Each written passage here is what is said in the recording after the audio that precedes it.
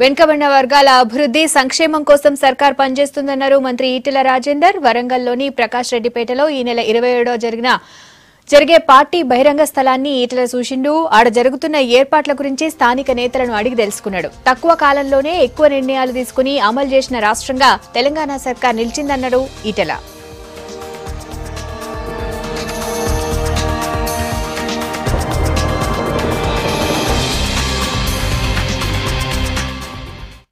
ఆనాటి ఉద్యమ సందర్భంలో తెలంగాణ రాష్ట్రం అనేది అణగారిన వర్గాలకు నిలయమని చెప్పినాము.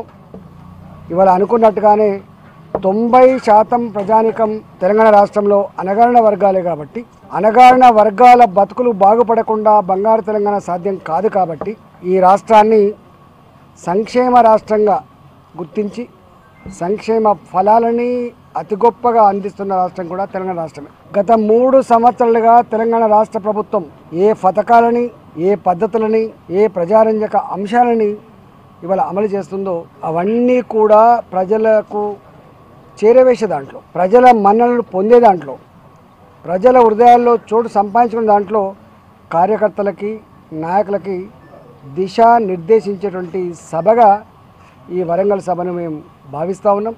ఏప్రిల్ 27వ తారీఖు నాడు లక్షలాదిగా ప్రజలు తరలి వచ్చి వరంగల్లో జరిగినటువంటి సభను విజయవంతం చేయాలని చెప్పి మేము కోరుతా ఉన్నాం.